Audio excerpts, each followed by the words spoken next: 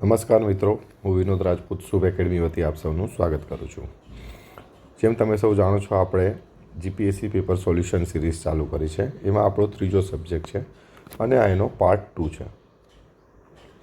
Part 2માં આપણે જે topics જોવાના છીએ એ છે સ્ટીમ અને gas turbine, nuclear power plant and economics of power plant.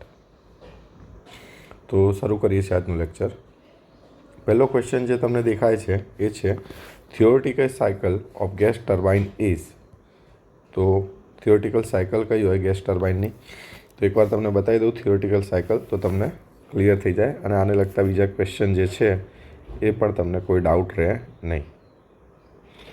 તો આપણે ટીએસ ડાયાગ્રામ બનાવીએ છીએ જનરલી ગેસ ટર્બાઇન બતાવવા માટે, કેમકે ત્યાં બંને પ્રોસેસ આપણી સાથે દેખાઈ જશે. તો ટીએસ ડાયાગ્રામમાં ગેસ ટર્બાઇન જે વર્ક કરે છે એ બે લાઇન છે, બે પ્રેશર લાઇન. એક છે હાયર પ્રેશર અને એક છે લોઅર પ્રેશર. તો આના વચ્ચે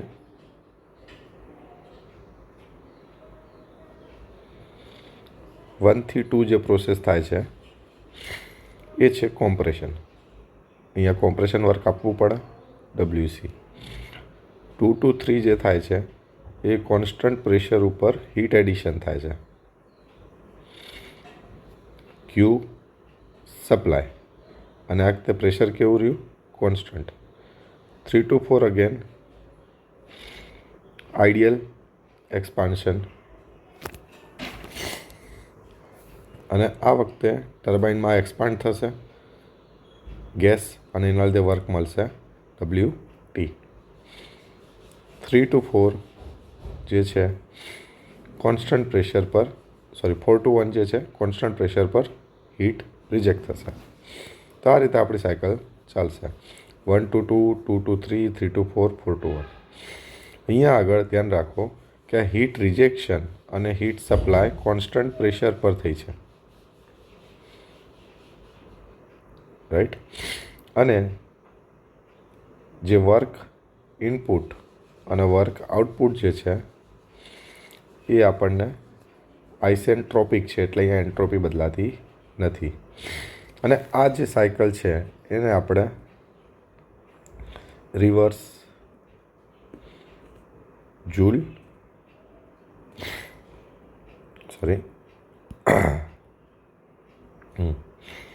અને આપણે કહીશું જૂલ સાયકલ અથવા તો રિવર્સિબલ જૂલ સાયકલ, અથવા તો જે બીજું નામ છે આનું એ છે રિવર્સિબલ બ્રેટન સાયકલ.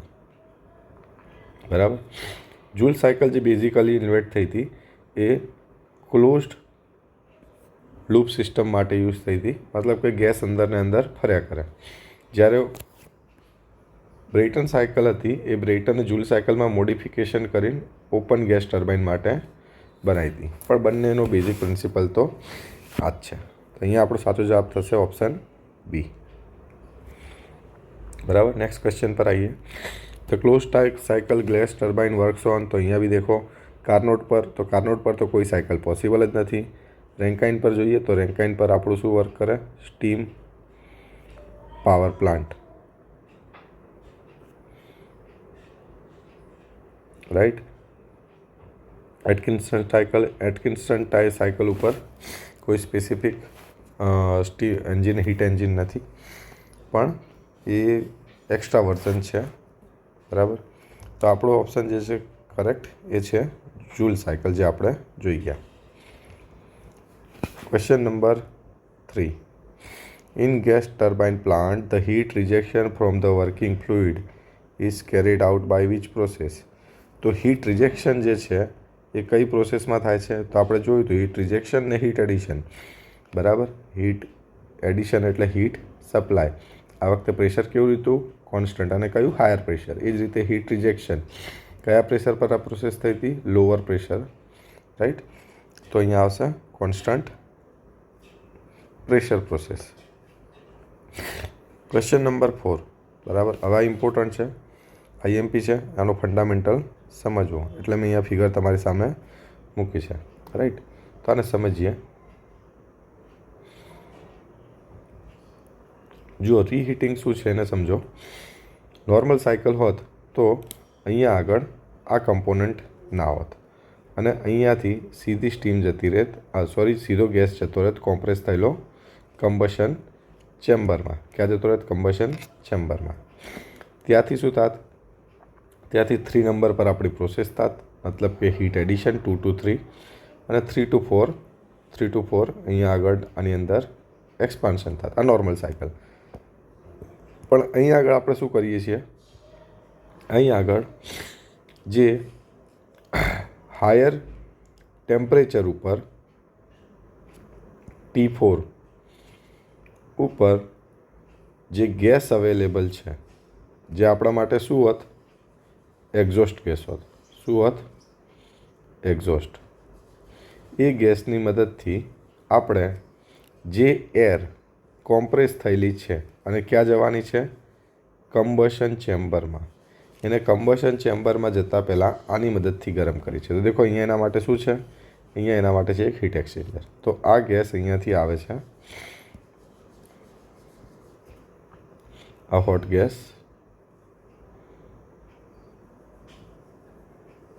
રાઈટ, આ હીટ એક્સચેન્જરમાંથી બહાર.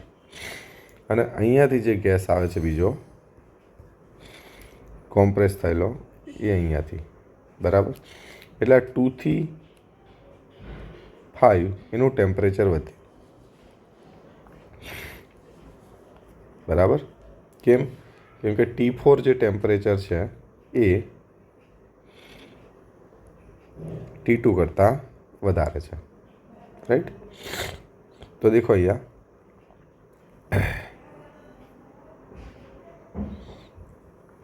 1 to 2 કોમ્પ્રેશન થયું, બરાબર.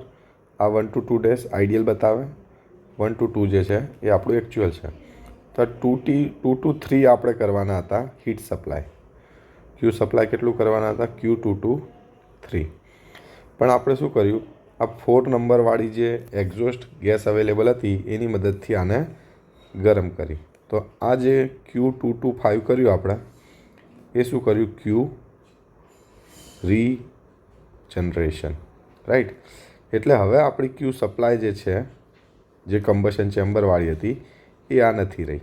એ હવે કેટલી થઈ ગઈ છે? એ થઈ ગઈ છે Q5 to 3, રાઈટ. અને શું એના લીધે આમાં કોઈ ફરક પડ્યો WTમાં? તો ના. આ તો પહેલાં હતું એટલું ને એટલું જ રહ્યું. પણ ક્યુ સપ્લાય શું થયું? ક્યુ સપ્લાય શું થયું? રિડ્યુસ થઈ ગયું. ક્યુ સપ્લાય રિડ્યુસ્ડ, રાઈટ. તો એના લીધે શું ફરક પડે? તો એના લીધે ફરક એ પડે કે એફિશિયન્સી જે હતી WT minus WC divide by Q supply, તો આજે ઉપરનો જે હતો W નેટ, એમાં કોઈ ફરક પડ્યો નથી. એ તો કેવો રહ્યો? પહેલાં હતો ને એટલો કોન્સ્ટન્ટ. પણ ક્યુ સપ્લાય શું થઈ ગયું? રિડ્યુસ થઈ ગયું, રાઈટ. તો એફિશિયન્સી ઉપર શું ફરક આવ્યો? એફિશિયન્સી ઇન્ક્રીઝ થઈ, રાઈટ. તો દેખો ક્વેશ્ચન શું કહે છે તમારો? ઇન ગેસ ટર્બાઇન પ્લાન્ટ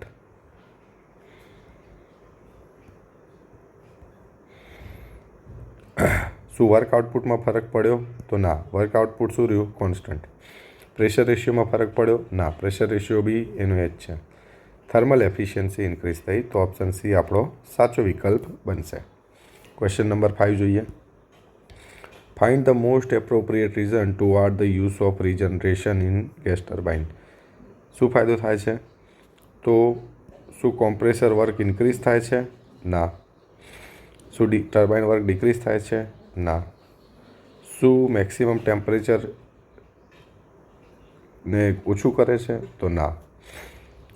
શું પ્લાન્ટની એફિશિયન્સી ઇન્ક્રીઝ કરે છે? તો યસ, પ્લાન્ટની થર્મલ એફિશિયન્સી ઇન્ક્રીઝ થઈ. કઈ રીતે ઇન્ક્રીઝ થઈ? તો યાદ કરજો, ક્યુ સપ્લાય જે કમ્બશન ચેમ્બરમાં થતું હતું એને શું કર્યું છે?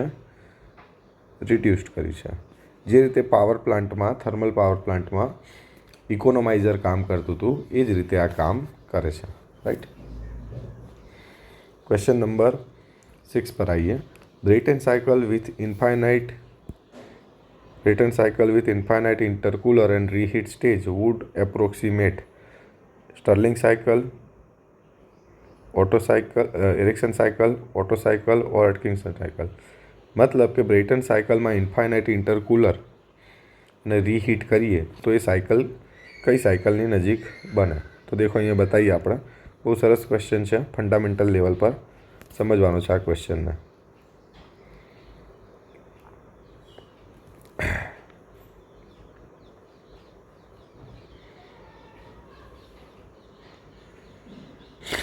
જો કોઈ ચેન્જ ના હોય જૂલ સાયકલમાં તો એની એફિશિયન્સી ઓટો સાયકલ જેટલી થાય. કઈ રીતે થાય એ પણ આપણે જોઈશું.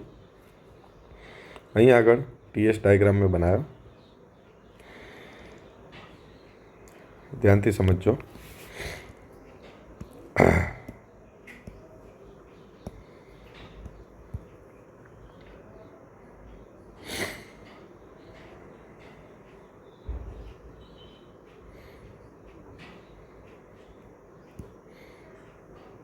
આપણે ડ્રો કરી દઈએ.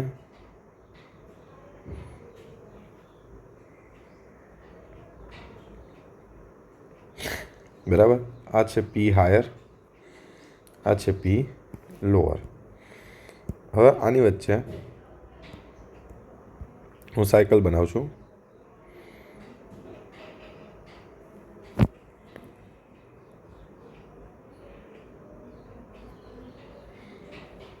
One two two,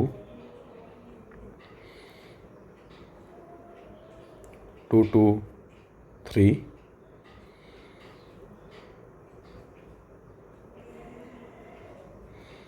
three two four and 4 to 1.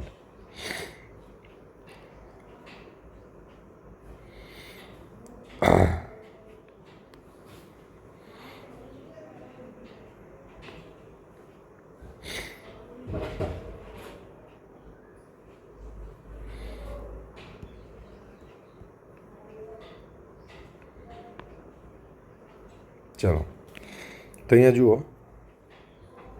ઇન્ટરકુલિંગ. તો ઇન્ટરકુલિંગ થતું હોય ત્યારે એક ઇન્ટરમીડિયેટ પ્રેશર હોય, રાઈટ. અને અહીંયાથી ઇન્ટરકુલિંગ થાય ક્યાં સુધી? જ્યાં સુધીનું ટેમ્પરેચર ફરીથી 1 ના થઈ જાય ત્યાં સુધી. તો દેખો આ રીતે થાય. પછી 1 થી 2 અહીંયા આવશે અને 2 પોઈન્ટ આપણો અહીંયા થઈ જશે. બરાબર. હજી રીકુલિંગ કરીએ, હજી આપણે ઇન્ટરકુલિંગ કરીએ તો ફરીથી અહીંયાથી થશે. ક્યાં સુધી થશે? અહીંયા સુધી ટેમ્પરેચર ના થઈ જાય. બરાબર. આ બેના વચ્ચે કઈ રીતે લઈશું?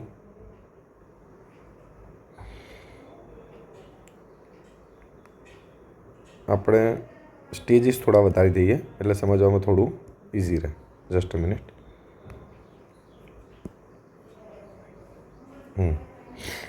ચલો, ઇન્ફાઇનાઇટ સ્ટેજીસમાં શું થાય છે જોઈએ.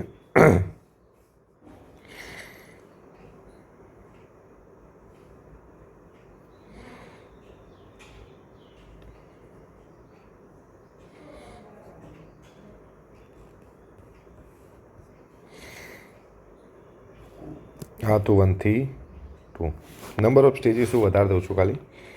બરાબર, સમજવામાં ઇઝી રહે એ માટે 4 સ્ટેજ લઉં છું. એક આ, એક આ,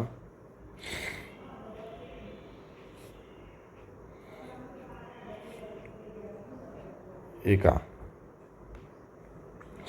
સમજો જરા.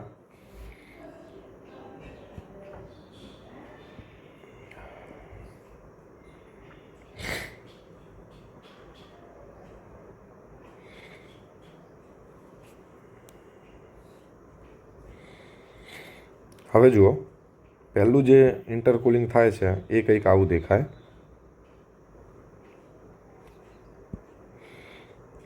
બરાબર. અહીંયાથી પછી પાછું થશે આ રીતે, પછી પાછું થશે અહીં રહ્યું, પાછું થશે અહીંયા, પાછું થશે અહીંયા, પાછું થશે અહીંયા, પાછું થશે અહીંયા, પાછું થશે અહીંયા. બરાબર. એમ કરતાં કરતાં અહીંયા પહોંચી જઈએ એટલે એટલે આપણી પૂરી પ્રોસેસ કેવી દેખાય? આમ દેખાય. અને 2 પોઈન્ટ ક્યાં આવી જશે આપણો? અહીંયા. તો આ જે પ્રોસેસ નિયરલી કેવી દેખાશે? પછી 1 થી 2 ડેશ પહોંચવાની કેવી દેખાશે? ટેમ્પરેચર કેવું દેખાશે ત્યાં? કોન્સ્ટન્ટ. કેવું દેખાશે? Temperature constant. અહીંયા લખી દઉં 1 થી 2 રિપ્લેસ થઈ જશે 1 થી 2 ડેશ વચ્ચે. કઈ પ્રોસેસ? કોમ્પ્રેશન. તો આ કોમ્પ્રેશન કેવું થઈ ગયું? આઇસોથર્મલ. રાઈટ. સિમિલરલી અહીંયા બી જુઓ, આ થયું રીહીટિંગ, ફરીથી પાછું એક્સપાન્શન, ફરીથી રીહીટિંગ, ફરીથી એક્સપાન્શન, ફરીથી રીહીટિંગ, ફરીથી એક્સપાન્શન, ફરીથી રીહીટિંગ, ફરીથી અહીંયા. તો અહીંયા બી આ પ્રોસેસ ઇન્ફાઇનાઇટ મૂકીએ તો આ પ્રોસેસ કંઈક આવી દેખાય. રાઈટ. અને અહીંયા છેલ્લે પોઈન્ટ આવે તમારો. તો અહીંયા બી જે એક્સપાન્શન થયું WT એ કેવું થઈ ગયું? આઇસોથર્મલ. તો અહીંયા બી એક્સપાન્શન 3 to 4 રિપ્લેસ થઈ ગયું 3 થી 4 ડેશ વચ્ચે. અને કેવું? આઇસોથર્મલ. તો આ સાયકલ હવે કેવી બની ગઈ? આ સાયકલ હવે કેવી બની ગઈ કે જેના અંદર ક્યુ સપ્લાય અને ક્યુ રિજેક્ટેડ કેવી છે? Constant pressure process. અને બાકીની બે W કોમ્પ્રેશન ને W આઉટપુટ માટે ટર્બાઇન એ કેવી પ્રોસેસ થઈ ગઈ? Constant temperature. તો આ જે સાયકલ છે એ એરિક્સન સાયકલની અંદર આવે કે જેની અંદર કોન્સ્ટન્ટ પ્રેશર પર હીટ સપ્લાય થાય છે, હીટ રિજેક્ટ થાય છે અને આઇસોથર્મલ એક્સપાન્શન અને કોમ્પ્રેશન થાય છે. તો એરિક્સન સાયકલ આવે. જો આ પ્રોસેસ કોન્સ્ટન્ટ વોલ્યુમ પર આપણને મળતી હોત, શું કોન્સ્ટન્ટ વોલ્યુમ પર મળતી હોત, તો આપણી સાયકલ સ્ટર્લિંગ સાયકલ થઈ જાત. યાદ રાખજો આ કોન્સેપ્ટ. ક્વેશ્ચન નંબર 7 આ રિપીટ થયો છે, સ્કીપ કરી દઈએ. Question number 8 thermal efficiency of close cycle gas turbine plant increased by. જો રીહીટિંગ એવું છે કે તમે મેક્સિમમ ટેમ્પરેચર કેટલે સુધી લઈ જાઓ છો એના પર ડિપેન્ડ કરે છે. એટલે આ મે ઇન્ક્રીઝ મે ડિક્રીઝ છે. ઇન્ટરકુલિંગમાં થાય છે શું? તમારું હીટ ઇનપુટ વધી જાય છે, ક્યુ સપ્લાય ઇન્ક્રીઝ થઈ જાય છે, એટલે એફિશિયન્સી વધતી નથી. એટલે ઓલ ઓફ અબોવ તો ના આવે. રીજનરેટર આપણને ખબર છે, બરાબર.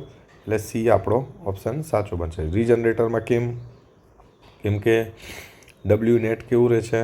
કોન્સ્ટન્ટ. અને ક્યુ સપ્લાય કેવું થાય છે? ડિક્રીઝ. તો એફિશિયન્સી શું થશે? ઇન્ક્રીઝ. રાઈટ. આપણે આગળ જોઈએ.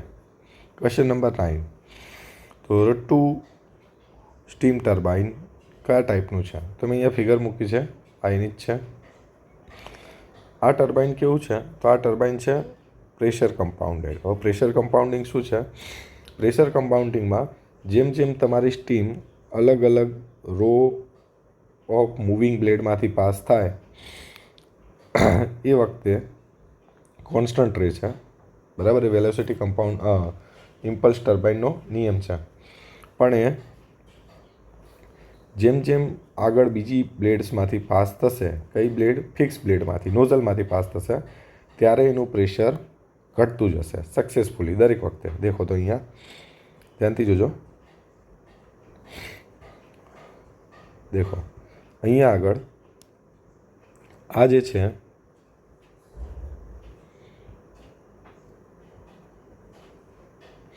આ શું છે? નોઝલ તરીકે કામ કરતી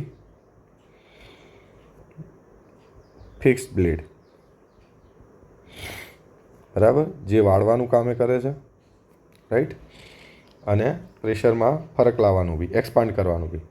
અને આ જે સિરીઝમાં દેખાય છે તમને, આ બધી આ છે મૂવિંગ પ્લેટ, જે આપણું ઇમ્પિલર હોય છે, રાઈટ. અને આ જે ફિક્સ બ્લેડ હોય છે એની કેસિંગ સાથે જોડાયેલી હોય છે, રાઈટ. તે રીતે હશે. માન લો કે આ રીતે હું ટર્બાઇન બતાવું, બરાબર, એક સિમ્પલ કોન્સેપ્ટથી બતાવું. આ શાફ્ટ છે, તો અહીંયા આગળ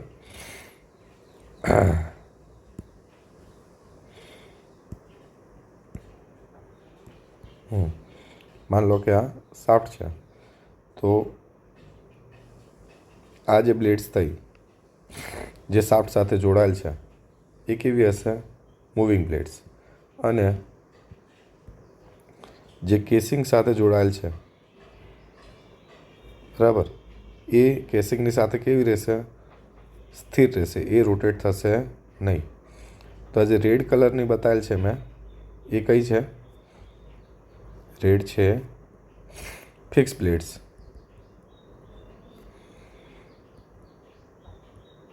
રાઈટ. અને જે આ બ્લુ બતાવેલ છે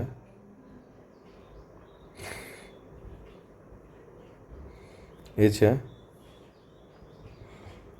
મૂવિંગ બ્લેડ્સ. Right, clear? તો જો થ્રુ આઉટ ધી ઇનલેટથી લઈને ટર્બાઇનના એક્ઝોસ્ટ સુધી અલગ અલગ સ્ટેજીસમાં, આ નંબર ઓફ સ્ટેજ કહેવાય. આ એક સ્ટેજ બન્યું, આ બીજું સ્ટેજ બન્યું, આ ત્રીજું સ્ટેજ બન્યું. રાઈટ, એ રીતે આ નંબર ઓફ સ્ટેજીસ છે. આ ચોથું બન્યું, આ પાંચમું બન્યું. તો આ 5 સ્ટેજ ટર્બાઇન છે. રાઈટ. આની અંદર જેમ જેમ સ્ટેજ આગળ વધે એમ દરેક ફિક્સ બ્લેડ્સમાં નોઝલમાં પ્રેશર ડિક્રીઝ થતું જશે. રાઈટ. તો આને પ્રેશર કમ્પાઉન્ડિંગ કહેવાય. શું કહેવાય? Pressure compounding. તો વેલોસિટી કમ્પાઉન્ડિંગ કેને કહેવાય? તો એક સ્લાઇડમાં મેં બતાવ્યું છે, દેખો. આ હતું પ્રેશર કમ્પાઉન્ડિંગ. રાઈટ, દેખો. પ્રેશર કમ્પાઉન્ડિંગમાં શું થયું?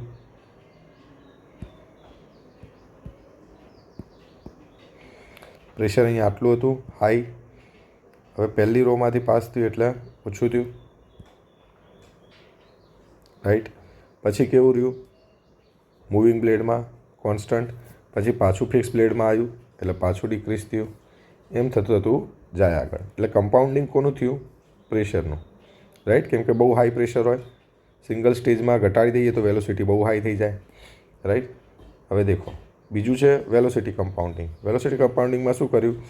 પ્રેશર જે હતું બોઇલરમાંથી જે આવે છે સ્ટીમનું, એને એક ઝાટકે આપણે રિડ્યુસ કરી દીધું. એટલે વેલોસિટી કેવી થઈ છે? Suddenly high. બહુ હાઈ વેલોસિટી એક ઝટકે તો ઘટાડી ના શકાય. એટલે પહેલા રાઉન્ડમાં ઘટાડશે, મતલબ કે પહેલી સ્ટેજમાં મૂવિંગ બ્લેડમાંથી પાસ થાય, પછી ફિક્સ બ્લેડમાં બી થોડું ઘટશે. રાઈટ. પછી ફરીથી મૂવિંગ બ્લેડમાંથી પાસ થાય, પાછું ઘટશે. રાઈટ. તો આ રીતે કામ કરશે. અને જેમ જેમ વેલોસિટી ડિક્રીઝ થતી જશે એમ સ્પેસિફિક વોલ્યુમ તમારું ઇન્ક્રીઝ થાય છે. બરાબર. એટલે નિયરલી બહુ ચેન્જ નથી, શરૂઆતના રાઉન્ડમાં મોટો ચેન્જ આવી ગયો. હવે જે પ્રેશર અને વેલોસિટી બંનેનું કમ્પાઉન્ડિંગ છે એને જુઓ. એક સેટ સુધી પ્રેશરને ડિક્રીઝ કરી દીધું, પણ પૂરેપૂરું ડિક્રીઝ નહીં કર્યું. કેમ કે દેખો, પૂરું ડિક્રીઝ થયેલું તો અહીંયા છે. બરાબર. એટલે ત્યાં સુધી જેટલું વેલોસિટી ઇન્ક્રીઝ થઈ હતી એનો બેનિફિટ લઈ લીધો. બરાબર, વર્ક લેવા માટે. પછી જે પ્રેશર હતું એને ફરી રિડ્યુસ કર્યું અને વેલોસિટી ફરીથી આપણે જેટલી લઈ શકતા હતા મેક્સિમમ એની લઈ ગયા. અને ફરીથી એ હાયર વેલોસિટીને કમ્પાઉન્ડિંગ કર્યું. એટલે વચ્ચે વચ્ચે પ્રેશર કમ્પાઉન્ડિંગ બી થાય છે અને વેલોસિટી કમ્પાઉન્ડિંગ બી થાય છે. એટલે આને પ્રેશર વેલોસિટી બંને કમ્પાઉન્ડિંગ કહીએ આપણે. રાઈટ. હવે ઇમ્પલ્સ અને રિએક્શન ટર્બાઇનમાં મેઇન ફરક શું? તો તમને ડાયાગ્રામ બતાવે એ પરથી ખ્યાલ આવે કે ઇમ્પલ્સ ટર્બાઇનમાં પ્રેશરને શરૂઆતના નોઝલમાં જ રિડ્યુસ કરી દેવામાં આવે અને મૂવિંગ બ્લેડ ઉપરથી જ્યારે પાસ થાય ત્યારે પ્રેશર કેવું રહે? કોન્સ્ટન્ટ. રાઈટ, યાદ રાખજો. મૂવિંગ બ્લેડ ઉપરથી પાસ થાય ત્યારે પ્રેશર કેવું રહે છે? કોન્સ્ટન્ટ. જ્યારે અહીંયા રિએક્શન ટર્બાઇનમાં મૂવિંગ બ્લેડ ઉપરથી પાસ થાય છે ત્યારે પણ પ્રેશર એક્સપાન્ડ થાય છે. બરાબર. મૂવિંગ બ્લેડ ઉપરથી ત્યારે પણ શું થાય છે? એક્સપાન્ડ થાય છે. યાદ રાખજો. એટલે એને રોટર તો કીધું છે, પણ રોટેટિંગ નોઝલ બી કીધું છે. બરાબર. In reaction turbine when steam flow through fix blade શું આવશે? Pressure velocity both increase? ના. Pressure velocity both decrease? ના. Pressure decreases wise velocity increases. Velocity increases wise pressure decreases. તો અહીંયા ઓપ્શન સી અને ડી સરખા જેવો છે. બરાબર. તો અહીંયા આગળ આપણે ઓપ્શન આપણો સી સાચો બનશે. ક્વેશ્ચન જો કે કેન્સલ થશે, બે ઓપ્શન સરખા હોવાથી. ક્વેશ્ચન નંબર 11 પર આવીએ. Commonly use moderator in nuclear power plant is, કયું છે moderator? Ordinary water, uranium, thorium, heavy water. ચલો, યુરેનિયમ અને થોરિયમ તો શું છે? ન્યુક્લિયર ફ્યુલ છે. શું છે? Nuclear fuel. તો આ તો નહીં જ આવે. ઓર્ડિનરી વોટર અને હેવી વોટરમાં તો અહીંયા મોડરેટર જે છે એ છે હેવી વોટર, બરાબર, ઓપ્શન સી. હવે મોડરેટર શું છે સમજીએ. તો મોડરેટરનું કામ શું છે કે ન્યુટ્રોન જે નીકળે છે ન્યુક્લિયર ફ્યુલને તોડવા માટે એ બહુ હાયર વેલોસિટી પર નીકળે છે, અને બહુ હાયર વેલોસિટી પર નીકળવાના લીધે બને છે એવું કે ઘણા ન્યુટ્રોન બધા યુરેનિયમ ફ્યુલના કોન્ટેક્ટમાં નહીં આવતા, બરાબર. તો એને ધીમા કરવા માટે આપણે શું કરીએ છીએ? એને સ્કેટર કરી દઈએ છીએ.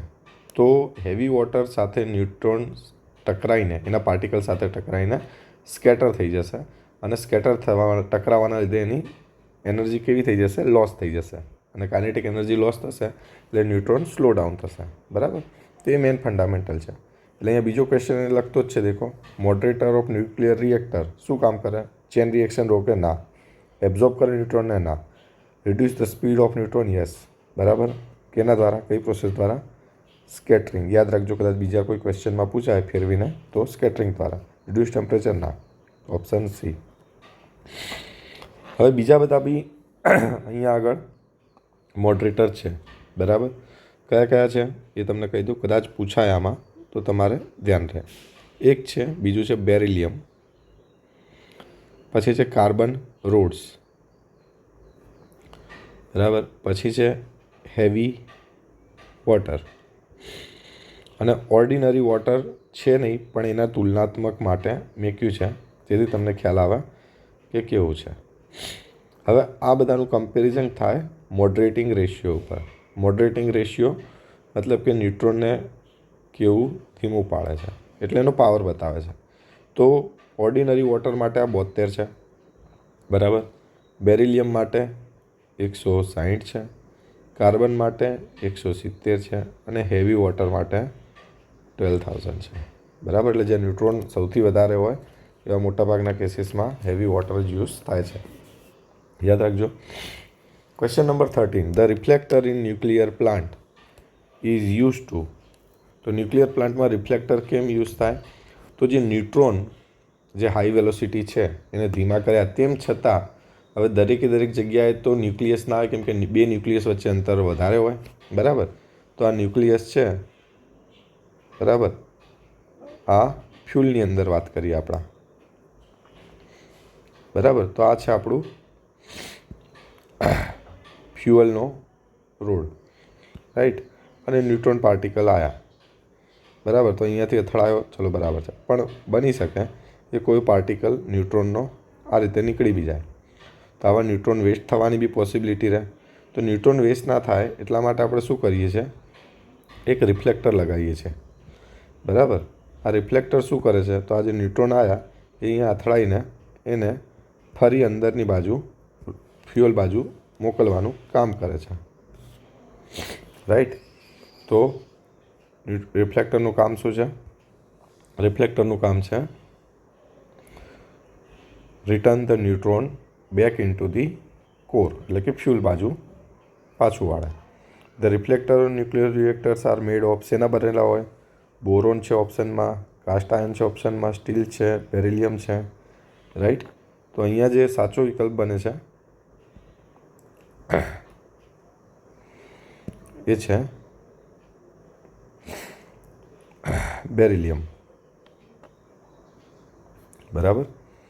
રિફ્લેક્ટર બનેલું હોય છે બેરિલિયમનું. બેરિલિયમ યાદ રાખજો, આગળ જોઈએ મોડરેટર તરીકે બી યુઝ થાય છે, પણ એટલું બધું સ્કેટર નહીં કરતું, અને સ્કેટર પોતાની સાથે અથડાઈને પાછું એને મોકલે છે, રાઈટ. એનર્જી બહુ ઓછી નહીં કરતું, હેવી વોટર જેટલી, એટલે એ રિફ્લેક્ટર તરીકે બી યુઝ થાય છે. Question number 15. Find the commonly use shielding material four nuclear reactor. હવે દેખો, બને એવું કે ન્યુટ્રોન છે બહુ બારીક હોય, એટલે બની શકે કે આ જે આપણી ભઠ્ઠી છે ન્યુક્લિયરની, બરાબર, અને આપણે શું કહીશું? ન્યુક્લિયર ભઠ્ઠી, રિએક્ટર જે કહીએ છીએ, આની બહાર ન્યુટ્રોન આવી જાય તો એની સાથેનું રેડિયેશન બી બહાર આવી શકે છે. રેડિયેશન કેટલા ટાઈપનું છે? તો રેડિયેશન છે આલ્ફા, બીટા અને ગામા. આલ્ફા અને બીટા એટલા સ્ટ્રોંગ નથી, પણ ગામા બહુ સ્ટ્રોંગ છે.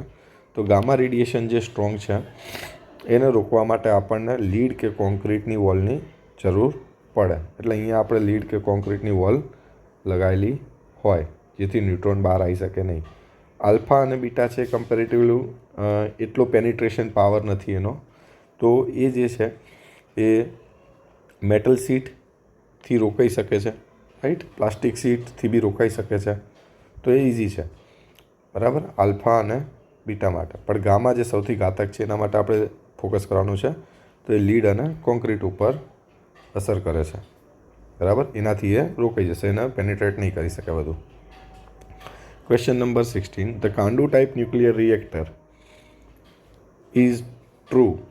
એના માટે શું ટ્રુ છે કાંડુ ટાઈપ રિએક્ટર માટે? તો કાંડુ ટાઈપ રિએક્ટર યાદ રાખજો, એ નેચરલ યુરેનિયમ વાપરે છે અને હેવી વોટરને મોડરેટર તરીકે યુઝ કરે છે, રાઈટ. આ 3-4 ટાઈપના ન્યુક્લિયર રિએક્ટર તમારે ધ્યાનમાં હોવા જોઈએ. એવો જ બીજો એક ક્વેશ્ચન છે કે બોઇલિંગ વોટર રિએક્ટર એમ્પ્લોયઝ. તો આ બોઇલિંગ વોટર રિએક્ટર મેં અહીંયા મૂક્યું છે. તો અહીંયા તમે જોઈ શકો છો કે એક સિંગલ સર્કિટ છે, બરાબર. એટલે ઓપ્શન એ બી તમને સાચા જેવો લાગે. પછી શું છે, એ જ એના અંદરથી જે ફ્લુઇડ નીકળે છે, બરાબર, એ અહીંયા હીટના કોન્ટેક્ટમાં આવવાથી શું બની જાય છે? સ્ટીમ. અને એ જ સ્ટીમ ક્યાં પહોંચે છે? સ્ટીમ ટર્બાઇનમાં. અને એ સ્ટીમને કુલિંગ કરીને આપણે શું બનાવીએ છીએ? પાછું લિક્વિડ વોટર, અને પંપ કરીએ છીએ આપણે ફરીથી અહીંયા. તો સિંગલ સર્કિટ તો છે જ, પણ મેઇન જે છે direct cycle of cooling system અહીંયા યુટિલાઇઝ થાય છે, બરાબર. બંને વિકલ્પ સાચા છે, ના નથી, પણ જે ઓપ્શન આપેલો છે તમને આન્સર કીમાં ઓપ્શન બી છે. બાકી પહેલો વિકલ્પ પણ સાચો છે, એટલે બની શકે ફાઇનલ આન્સર કીમાં ચેન્જ થાય, હજી સુધી બદલાયું નથી. Double circuit system for coolant cycle, બરાબર. તો ડબલ સર્કિટ તો છે નહીં. મલ્ટીપાસ છે તો મલ્ટીપાસ બી નથી, પણ આ બંને વિકલ્પ આપણને દેખાય છે, એમાં મોર પ્રિફરેબલ ઓપ્શન બી છે. Question number 18. Power plant economics, the use factor is ratio of. હવે યુઝ ફેક્ટર જે છે એ શું છે? તો યુઝ ફેક્ટર છે એ રેશિયો છે કે એકચ્યુઅલ કેટલો પાવર જનરેટ કર્યો પાવર પ્લાન્ટે, રાઈટ. કોઈ પણ હોઈ શકે, હાઇડ્રો હોઈ શકે, થર્મલ હોઈ શકે, અને મેક્સ પાવર કેટલો છે એનો જનરેટ થવો એટલા જ ડ્યુરેશનમાં, બરાબર. તો આ બેનો રેશિયો આવે યુઝ ફેક્ટર કહેવાય છે. તો અહીંયા જોવા જઈએ તો એ રીતે પ્રોપર દેખાતું નથી તમને કે કેટલું હશે, પણ મોસ્ટ પ્રિફરેબલ જે અહીંયા બને છે, જે તમને આન્સર આપેલો છે એ બી આપેલો છે, પણ બી અહીંયા સાચો બનતો નથી. પહેલાંથી કહું એટલે ક્વેશ્ચન ખોટો થવાની પૂરી પોસિબિલિટી છે, કેન્સલ થવાનો, રાઈટ. પણ સાચો જવાબ મેં તમને કીધો એ આ છે. Question number 19. The load below which the demand never fall and is supplied 100% of the time is called. તો દેખો, પાવર પ્લાન્ટ જે બને એમાં કેવું હોય કે પૂરા સમય દરમિયાન પાવર પ્લાન્ટમાંથી એનર્જીની ડિમાન્ડ સરખી ના હોય. જેમ કે આપણે આખા 24 કલાક દરમિયાન વાપરતા હોઈએ, તો માની લો કે આપણને 6 કિલોવોટ અવરનો આપણને સપ્લાય આપ્યો હોય, બરાબર. તો આપણે 6 કેવીની લાઈન આપણે કાયમ વાપરવાના નથી, 6 કિલોવોટનો પાવર કન્ઝ્યુમ નહીં કરવાના. પણ આ શું આપણી છે? આપણને મેક્સિમમ ડિમાન્ડ આપી છે. શું આપી છે? મેક્સિમમ ડિમાન્ડ આપી છે, બરાબર, કે આ 6ની છે. તમે મિનિમમ કેટલી યુઝ કરતા હો? મિનિમમ માની લો કે તમે 2ની યુઝ કરો છો. 2થી ઓછી તમારી કોઈ વખત થવાની જ નથી. કોઈ ફેક્ટરી છે ફોર એક્ઝામ્પલ, પણ મેક્સિમમ પોસિબિલિટી છે 6 સુધી જવાની. તો આ જે મિનિમમ છે જેની નીચે સપ્લાય જવાનો જ નથી, પાવર પ્લાન્ટે એટલો સપ્લાય કરવાનો જ છે 24 કલાક, તો આ કહેવાય બેઝ લોડ, બરાબર. આનાથી નીચે નહીં જાય. 24 કલાક દરમિયાન 0થી 24માં માની લો કે આવું છે કે દિવસ દરમિયાન આવો કોઈક સપ્લાય રહે છે,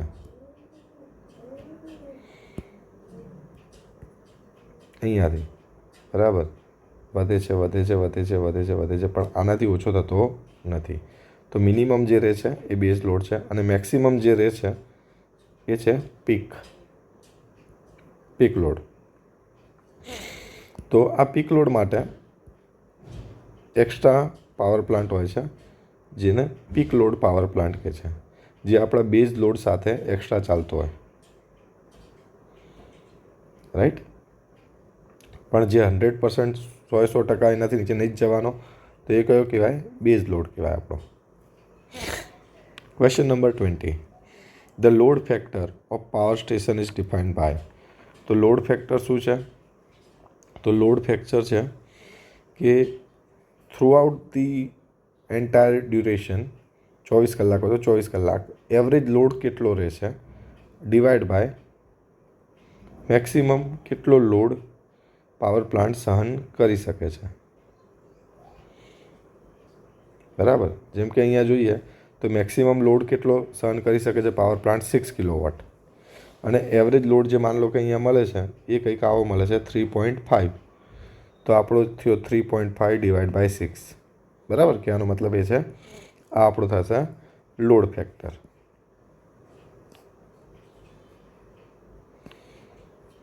રાઈટ.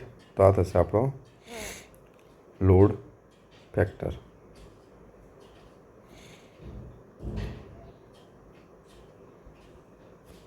ઓપ્શન સી, બરાબર. તો અહીંયા આપણો ત્રીજો સબ્જેક્ટ કમ્પ્લીટ થાય છે. પહેલો હતો આપણો રેફ્રિજરેશન એર કન્ડિશનિંગ, આના 2 વિડીયો છે. બીજો સબ્જેક્ટ હતો આઈસી એન્જિન, જે આપણે આના પહેલાં કમ્પ્લીટ કર્યો, એના 5 વિડીયોઝ છે. અને આ થર્ડ સબ્જેક્ટ આપણે પૂરો કર્યો પાવર પ્લાન્ટ એન્જિનિયરિંગ, આ 2 વિડીયોમાં કમ્પ્લીટ થયો છે, બરાબર. ચોથો સબ્જેક્ટ જે આપણે ચાલુ કરીશું નેક્સ્ટ લેક્ચરમાં એ છે મીટરોલોજી. આનો સબ્જેક્ટ છે, લગભગ 1 કે 2 લેક્ચરમાં પૂરો કરી દઈશું આપણે, રાઈટ. તો મળીએ નેક્સ્ટ લેક્ચરમાં. ત્યાં સુધી થેન્ક યુ સો મચ. જો તમે રેગ્યુલર અપડેટ લેવા માગતા હો આવનારા વિડીયોઝની અને એના બેઝડ MCQની, તો આ ટેલિગ્રામ ચેનલ છે અને એના ઉપર રેગ્યુલરલી ક્વેશ્ચન્સ અને વિડીયો વિશે માહિતી તમને મળતી રહેશે. ટેલિગ્રામ આઈડી છે શુભ એકેડમી મેક, બરાબર. ચલો, તો નેક્સ્ટ લેક્ચરમાં આપણે ફરી મળીશું.